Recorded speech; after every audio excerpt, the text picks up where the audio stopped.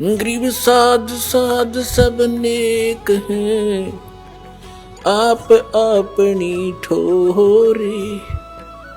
जो सतलोक ले जावेंगे वो साधु कोई और।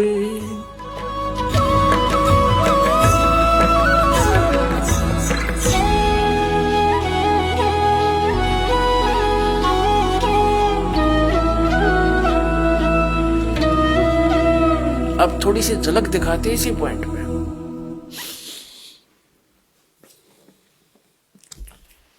ये देखिएगा, ये देवी पुराण है।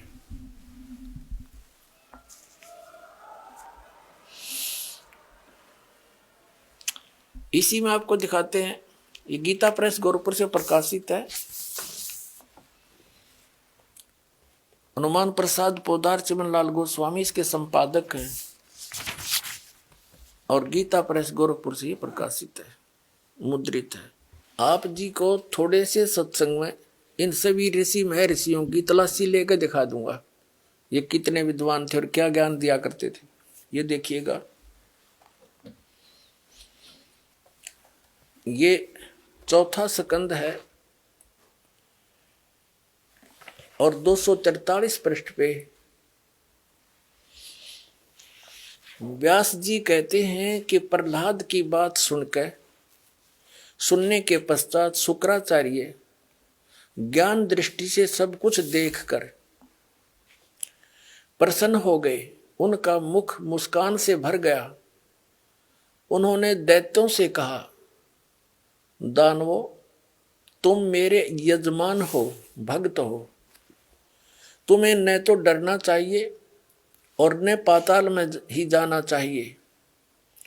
अपने सत मंत्रों के प्रभाव से मैं तुम्हारी रक्षा कर लूंगा।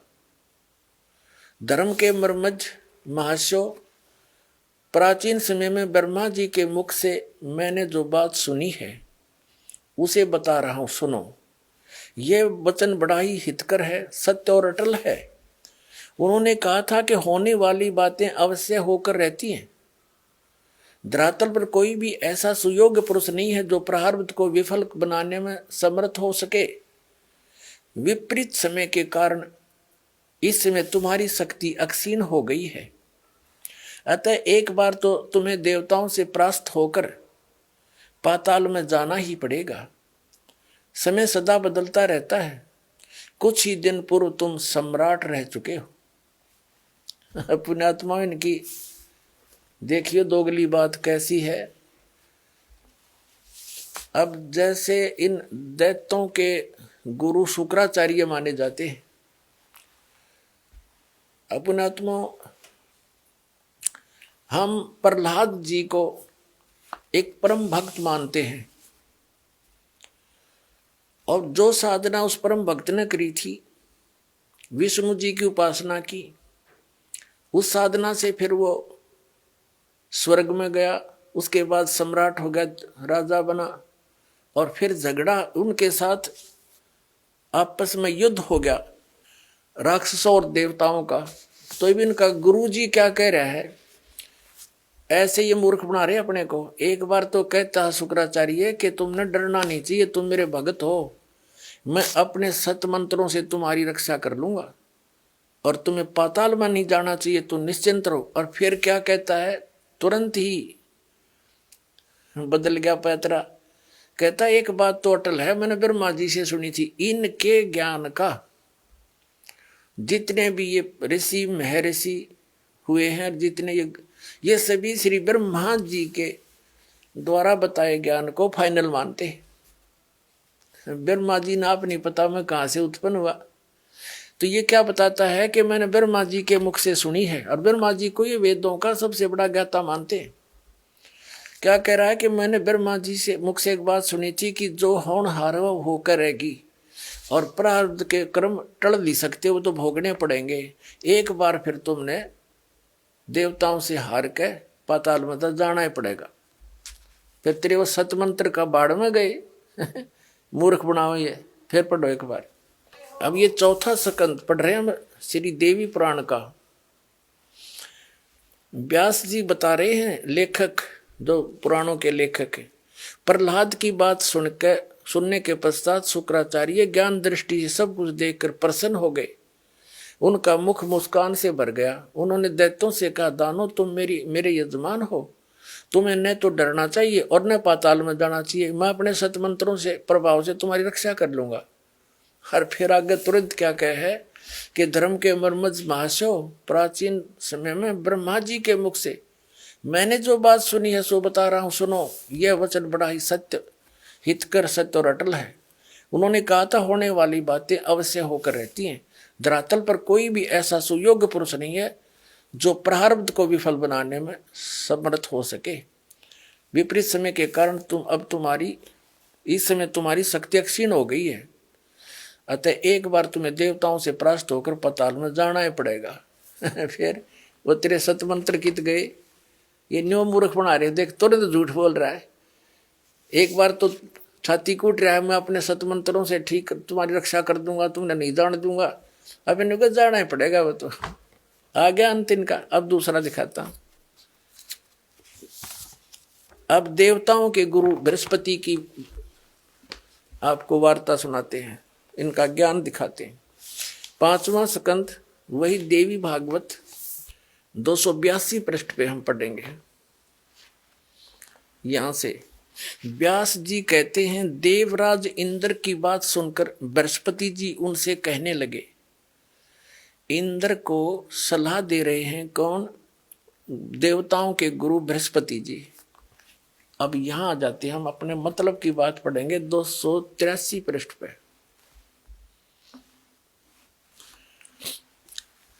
प्रारब्ध कर्म का अभाव बिना भोगे नहीं हो सकता, यह स्पष्ट है। आर्य, संपूर्ण देवता तुम्हारे सहायक हैं। तुम स्वयं भी बुद्धिमान हो, फिर भी जो होनी है वह होकर ही रहेगी, तुम उसे टाल नहीं सकते। ऐसी स्थिति में सुख और दुख की चिंता में नहीं पड़ना चाहिए। महाभाग, सुख और दुख ये दोनों कर्मशः पुण्य एवं पाप के अक्षय के सूचक हैं। अतएव विद्वान पुरुषों को चाहिए कि सुख के अभाव में भी सर्वथा आनंद का ही अनुभव करें। अतएव महाराज, इस अवसर पर सुयोग्य मंत्रियों से परामर्श लेकर विधि पूर्वक यत्न करने में कटिबद्ध हो जाओ। यत्न करने पर भी जो होनहार होगा वो तो सामने आएगा ही आएगा।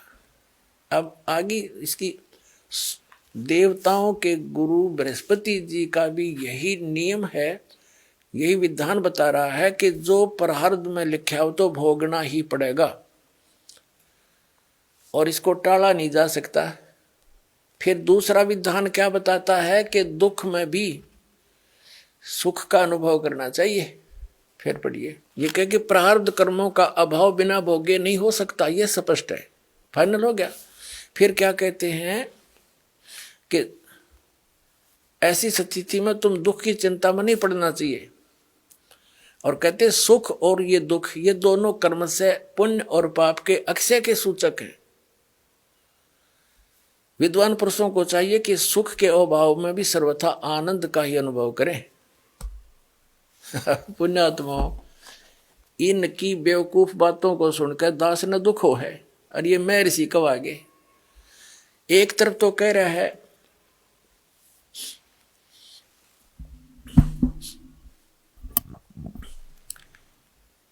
कि प्रारब्ध के कर्म तो भोगने पड़ेंगे, फिर कह रहा है कि सुख के अभाव में भी सुख के अभाव में भी आनंद ये महसूस करना चाहिए। बता कर इनकी, अब किसी के पेट में दर्द हो जा है और मारा चिल्लावा बेचारा पड़ा और उसको इन कहे ना तू अब दुख में भी सुख का अनुभव कर, जब वह पीड़ा मिटे गोली दवाई खाने से तो तब वो सुखानुभव कहने तो सुखानुभव हो जाएगा। तो इनके ऐसे विधान हैं। अब देवताओं के गुरु और राक्षसों के गुरु दोनों का विधान बता दिया, फाइनल हो गया। उधर से महर्षि स्वामी रामानंद जी भी यही बता रहे हैं। और एक इस कलयुगी महर्षि के 2 वचन और सुना दूं।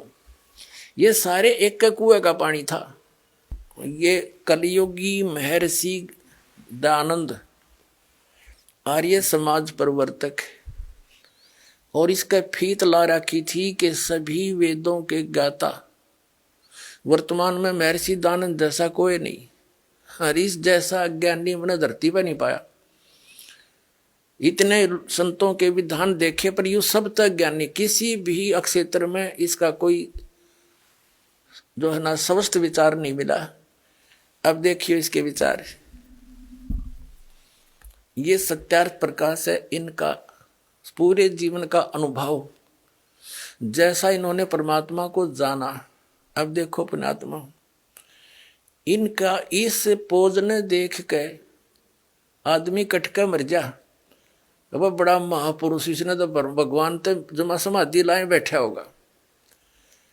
अपने आत्मा इस तरह के जो बाही दिखावा था हमने बहुत देख रखा था।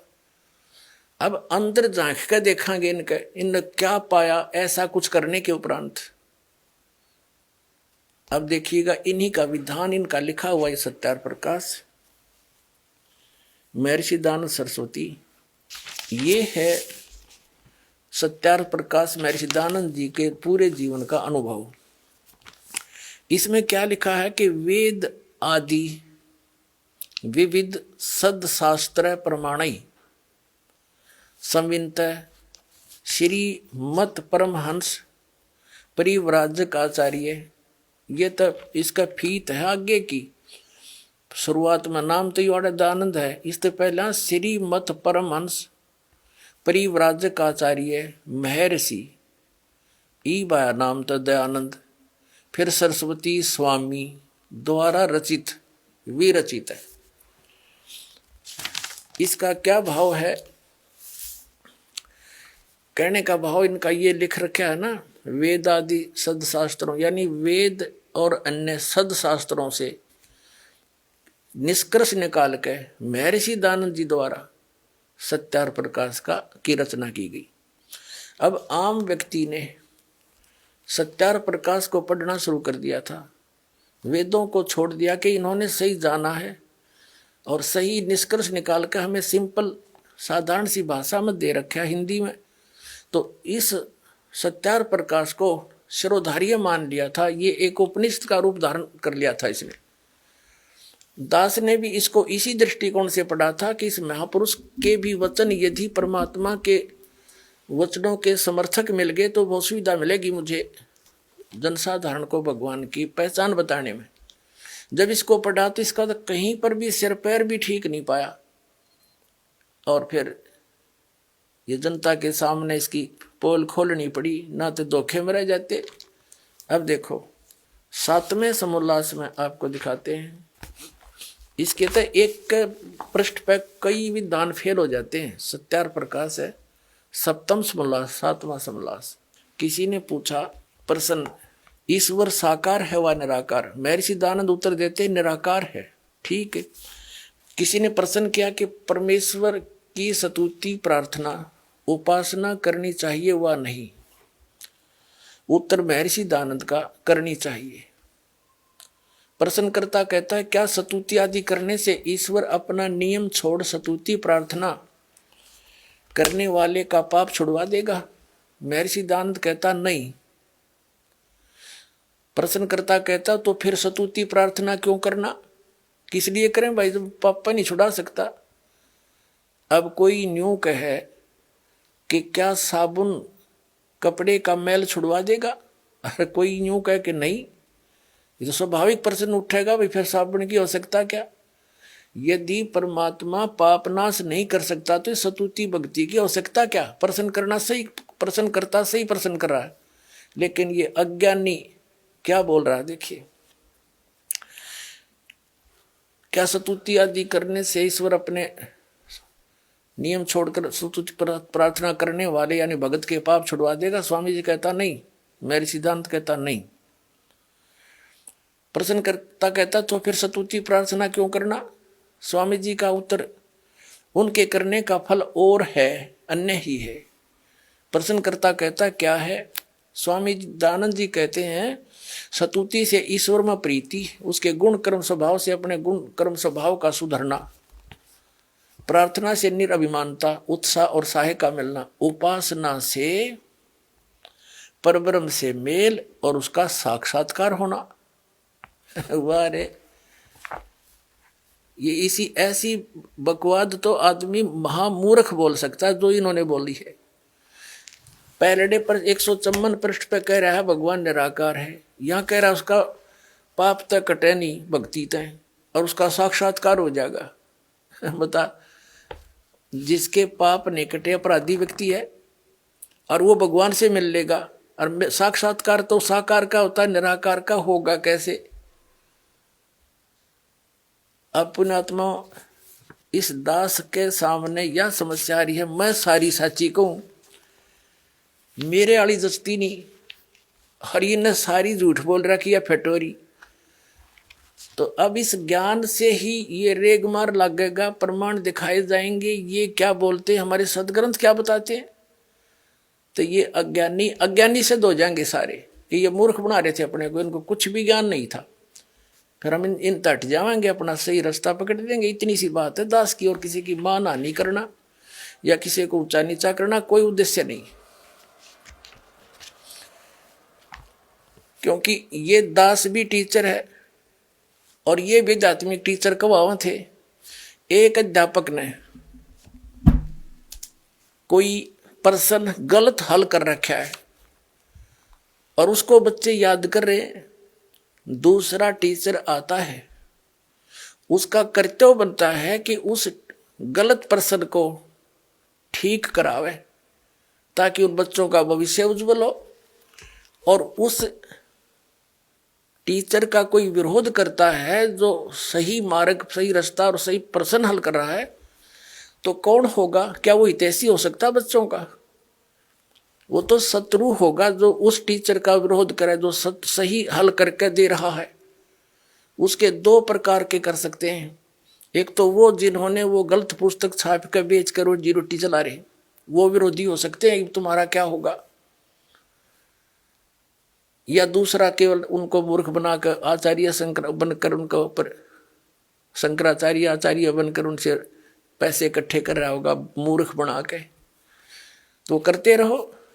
दास ने तो साची कहने का ठेका ले रखा है, चाहे कुछ भी हो, ये पूरा ज्ञान विश्व में फैलेगा। भगवान का आदेश है, दास के साथ है परमात्मा, और ये सफल हो रहा है। अब देखिएगा यहाँ इसी सप्तम समोल्लास के 163 पृष्ठ पे और क्लियर क्रैश दानंद जी ने प्रश्नकर्ता कहता कि ईश्वर अपने भक्तों के पाप अक्षमा करता है वा नहीं? मेरे सिद्धांत कहता नहीं, क्योंकि जो पाप अक्षमा करे तो उसका न्याय नष्ट और सब मनुष्य महापापी हो जाएं, क्योंकि उनको पाप करने में उत्साह निर्भयता हो। जैसे कोई राजा अपराधियों के पाप अक्षमा करे तो वे अधिक अधिक अपराध पाप करने लगे, और जो अपराध नहीं करता वह भी अपराध करने लगे से न डरेगा। इसलिए सब कर्मों का यथावत फल देना ईश्वर का काम है, अक्षमा करना नहीं। स्पष्ट कर दिया। पुण्यात्माओं, पहले तो इसके इस विधान को फेल करते हैं कि राजा यदि पाप माफ कर दे अपराध तो दूने अपराधी हो जाए। जैसे एक बार पंजाब राज्य में नौजवान बच्चे किसी से भ्रमित होकर के और एक मिसगाइड हो गए थे, उग्रवाद फैल गया था।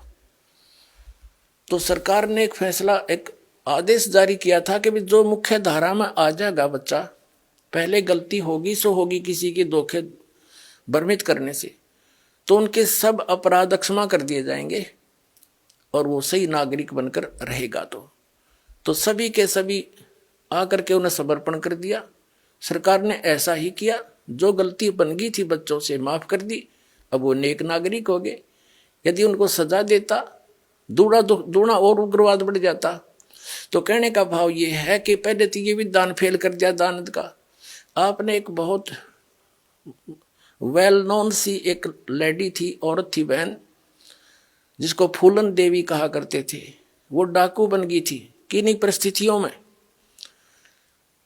और जब सरकार ने उससे कहा कि यदि तू आगे अपराध नहीं करेगी तेरे पिछले सारे माफ कर देंगे, तो उसने समर्पण कर दिया, स्वीकार कर ली और वो MP तक बन गई, मेंबर ऑफ पार्लियामेंट तक बन गई थी वो लड़की बहन। तो पहले तो इस दयानंद की मोटी बुद्धि यहाँ फेल होगी, जो ये कहता है कि राजा ऐसे कर दे वैसा, उसको कैसे और अपराध करने लग जाएंगे। नहीं, ये परमात्मा का विधान है, जैसे गलती से बगैर ज्ञान के आपने जो गलतियां कर दी वो माफ करेगा, आगे सतर्क कर दिया जाएगा, ऐसा ज्ञान दिया जाएगा कि फिर से ऐसी गलती ना करना, फिर ये दुख आपको फिर हो जाएंगे, तो फिर ऐसी गलती कोई नहीं करता। तो ऐसे ही अब दूसरा जो प्रश्न है कि साधक के पाप, साधना से भगवान पाप नाश नहीं करता, तो क्या यह बुद्धिमान व्यक्ति बात कर सकता है और कहता है इससे और फल हो जाता है, और अन्य ही फल है। अन्य क्या फल है कि उपासना से परमात्मा का साक्षात्कार हो जाता है और परमात्मा को निराकार बताते हैं महर्षि दयानंद। इसका तो कितना सर पैर नहीं, किसी भी ज्ञान, किसी भी बात का कोई स्टेटस नहीं। अपन आत्माओं जैसे कोई रोगी है, डॉक्टर के पास जाता जिसने बहुत बड़ा बोर्ड लगा रखा है, और उससे कहे कोई कि भाई क्या औषधि खाने से रोग नाश हो जाएगा, और वो डॉक्टर ये कहे कि भी औषधि खाने से रोग तो समा नहीं हो सकता, तो स्वाभाविक व्यक्ति पूछेगा फिर औषधि खाने का फायदा क्या। और वो ये कहे डॉक्टर पद पर की फीत लाया हुआ व्यक्ति कि औषधि खाने से अन्य लाभ हो जाएगा। प्रश्नकर्ता कहेगा भाई अन्य क्या लाभ होगा, कि पहलवान बन जाएगा। किसी का टीबी हो रही हो है, वो पहलवान बनेगा रोग से, वो रोग कटे जब आप पहलवान हो जाएगा वो। तो इन बुद्धिहीन लोगों की ये थ्योरी थी, ये विधान था इनका, ये तो है अपना अनुभव। और ना ये कहते हैं वेदों में ऐसा ही लिखा है, मैंने वेदों अनुसार इसका संरचना की है।